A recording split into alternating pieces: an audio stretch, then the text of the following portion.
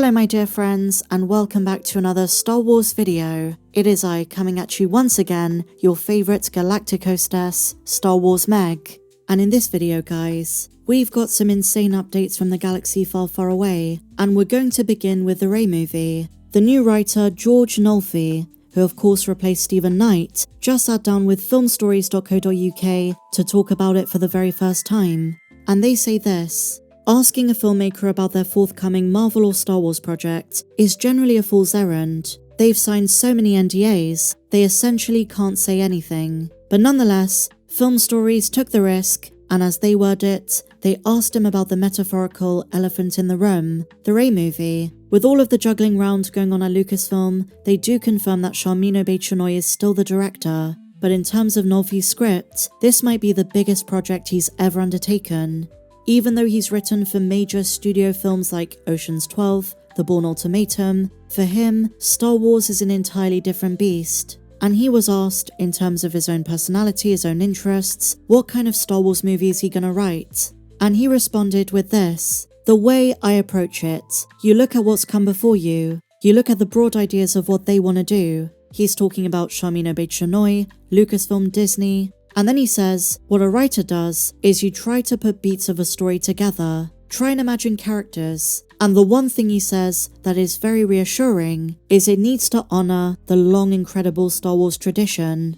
Music to my ears. He says, if you think about George Lucas, the 6 movies that he did, and the universe he created, it's actually very steeped in broad notions of politics. I'm not talking about today per se. There's the anti-imperialism, the democracy, and the story of how humans organize themselves against chaos. And the amazing thing, guys, is he wants to get to the very core of George Lucas. He explicitly mentions the original 6 films, the original trilogy and the prequel trilogy. And because he's got a background in philosophy, he notes, the most beautiful thing about George Lucas's vision is you can raise the deepest issues without it feeling like a philosophy class or a political science class. So based on these comments, it sounds like the movie, while set after the sequel trilogy, is going to have a lot in common with the prequel trilogy, but also Andor. Fight the Empire! The fundamental George Lucas message of how democracy becomes a dictatorship. And then it has me wondering, what is the political landscape during the time of Rey's Jedi Academy? Do the remnants of the Resistance form another republic? Are there still remnants of the First Order? How is this going to play out? And he finishes with this: it can be about real things, deep things. Me too, man. Also guys, it's a bit ambiguous if New Jedi Order is the official title. No one really seems to know. However, it's worth mentioning, this movie is not coming anytime soon. We have The Mandalorian and Grogu first, and the Sean Levy movie featuring Ryan Gosling goes into production next. There you have it, really big update, and for a movie which I really wasn't too excited about, it sounds like this guy has the right approach. Now staying on the subject of what Lucasfilm is doing, there have been some fascinating goings-on inside the company. A couple of fascinating developments which have gone under the radar. I'm here to give you all of the latest, so let's dive straight in. Rain Roberts, Lucasfilm Vice President of Live Action Development, a creative executive and story group member who spearheaded The Acolyte, has just been replaced. She was involved in the production of the sequel trilogy, Rogue One, Solo: A Star Wars Story, Star Wars Rebels, and like I said, she was a crucial person in the co-development of The Acolyte. She is still working under the Disney umbrella, but just over a month ago, Lucasfilm let her go. Now they didn't give a reason. They're not going to come out and say it was because of one specific show like The Acolyte, but let's be honest, that series was the final straw. Lucasfilm wants to go in a different direction, and she's been replaced by Derek Hoffman, the new Vice President of Development. He's best known for his work on the X-Men franchise, and it's also worth noting he's a good friend of Simon Kinberg, the person responsible for developing the next Star Wars trilogy after Episode 9.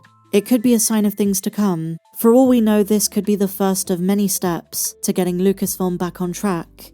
And it is worth just saying that while the X-Men franchise has certainly had its ups and downs, Hoffman was primarily involved in Legion and Days of Future Past, so I'm personally very much on board with this. His position as VP of Development is very important, but it doesn't hold the same weight as Dave Filoni, Kathleen Kennedy, or Carrie Beck, so we should be cautious in speculating the kinds of authoritative decisions he's going to make, and just generally his overall position. I suppose none of this makes any difference until we can see the work he delivers. With the increasing frustrations in the fandom, with the general lack of quality in the content that's being put out, I'm just glad the company is not in stasis and they're shifting things about. And with the case of the person he's replacing, Rain Roberts, she did some great things for the company. She was with them for over a decade.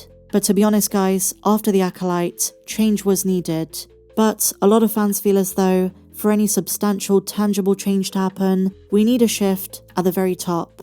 The president of the company. This might be an overly discussed topic, but there have been some signs Kathleen Kennedy might retire soon. Fans noticed that twice in quick succession, out of the blue, she's been honoured with several awards. Most recently, she was handed the American Society of Cinematographers Board of Governors Award. And it's not just Star Wars. Across her career, she has producing credits in many big franchises: Jurassic Park, Goonies, Indiana Jones, E.T. the Extraterrestrial. But when it comes to the Star Wars franchise, I think it's safe to say fans want change. So there has been notable speculation that these awards coming quick and fast means some kind of retirement announcement is coming. Who knows, she might renew her contract again.